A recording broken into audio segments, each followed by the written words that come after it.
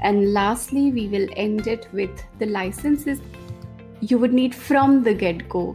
So we will also need discuss some of the licenses that you might need at a later point of time in your business. But when you're starting up, what all licenses you would need, or whether it makes sense to take the licenses from the beginning or afterwards, we will discuss all of it together.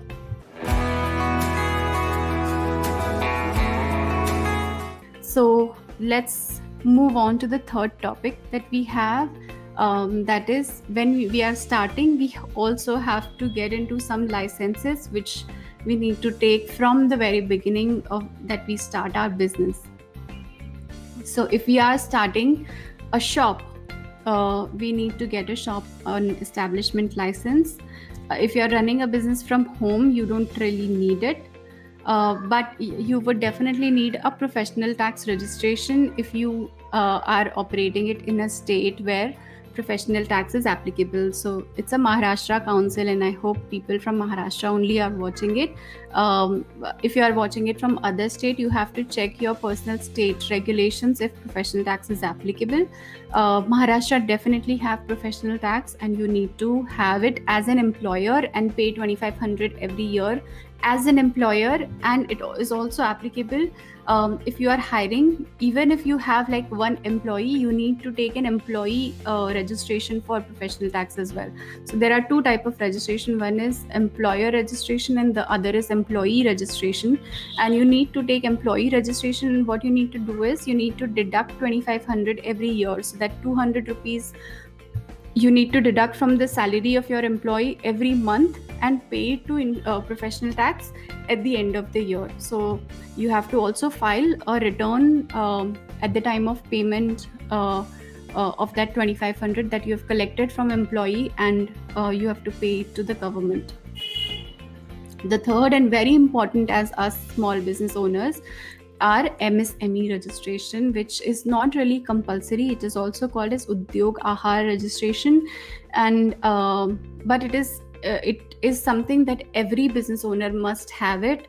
Now, after in the several measures that has been announced after pandemic has hit, they have relaxed and they have increased the scope of MSME really well. There are so many registration government schemes which is trying to help an MSME. You can even get a loan as woman and entrepreneur, and as an MSME you get a lot of options to take loans from bank as an MSME. So it's like a must-have registration as a small business owner, and it's free of cost. You don't even have to pay any fees.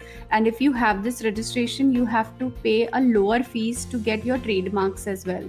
So a trademark fees for MSME is much lower. So that's another incentive that get a MSME registration, and before you even apply for your trademark. It also gives you a lot other benefits, like if you're dealing with corporates and you're not getting paid on time, you can tell them that I'm MSME registered vendor, and they have to report that if they are making any payments delayed, after 15 days they have to pay a compound interest to you. So there are many benefits of MSME. I mean, this also can be actually another topic of discussion of benefits of an MSME. Fourth thing that you need to have is a TAN registration. So only a sole proprietor who is not required to audit, or if you are if you're running your business as an HUF, who is not required to get an audit done, which is basically a tax audit. Every business have to get a TAN registration and has to deduct TDS from the payment that you are making to your vendors, to your employees for your rent and everything. So there are limits of all the transactions, and these are very different limits, and you have to start deducting TDS at the rate that has been prescribed. So for example, if you are paying rent and you are paying more than 2,40,000 rupees rent in a year, say your rent expenses total 5 lakh rupees, you have to deduct TDS at 10%, and you can pay only 4,50,000 rupees to your landlord, and 50,000 you have to deduct from their rent and pay to the government at the end of by the 7th of next month. So you have to make the payment every single month, and you have to file a return every quarter for the TDS that you have deducted. And then whose TDS you have deducted, they can see in their form 26AS that yeah, you have deducted the TDS. Fifth registration, and is a very important one, which is GST registration, and whether you should take it, when you should take it. So it is compulsory if your business is having a turnover of more than 40 lakh rupees. It has just been increased. Earlier the limit were 20 lakh rupees. There are various cases. I'm not going a lot into detail because again it's a topic in itself and it's a very vast. So you need to make sure whether GST is applicable in your business, and in certain scenario, even though your turnover is not crossing the threshold of 40 lakh rupees, we suggest people to start taking to take the GST registration, because what happens is, if you are registered under GST, you can take the input tax credit of any GST that you are paying on the expenses. So if you are very heavy on the expense side, that you have to buy a lot of inventory and a lot of machinery which involves a lot of GST, you can take the credit of that taxes, so that when you have to pay the liability, you can take the set off of GST that you have paid on the expenses. So a typical GST rate is 18% is what most businesses pay. So you can save 18. And if it is not done right, I mean, GST can actually take away all your margins. So have a proper discussion with your CA or lawyer, whoever is guiding you with respect to GST, and see if that is applicable to your business.